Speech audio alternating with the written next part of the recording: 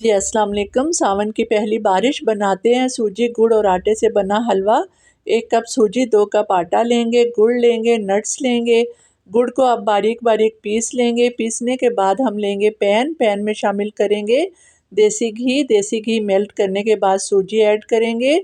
सूजी को हल्का ब्राउन कर लेंगे। अब शामिल करेंगे आटा। हल्की आंच पे आटे को अच्छी तरह भूनेंगे। जी देखें, हल्का गोल्डन ब्राउन हो गया है। अब शामिल कर देंगे इसमें जी गुड़ शामिल करने के बाद साथ ही शामिल कर देंगे हम इसमें पानी। कवर करके पकाएंगे। गुड़ भी अच्छे से मेल्ट हो गया और पानी भी खुश्क होने लग गया है। अच्छी तरह हम इसको बनाएंगे और जब तक किनारों से घी नहीं निकलेगा।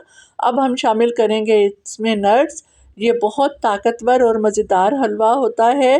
लीजिए जी, भाप उड़ाता हुआ हलवा हो गया रेडी। बनाइएगा, मौसम को एंजॉय करें। अल्लाह हाफिज़।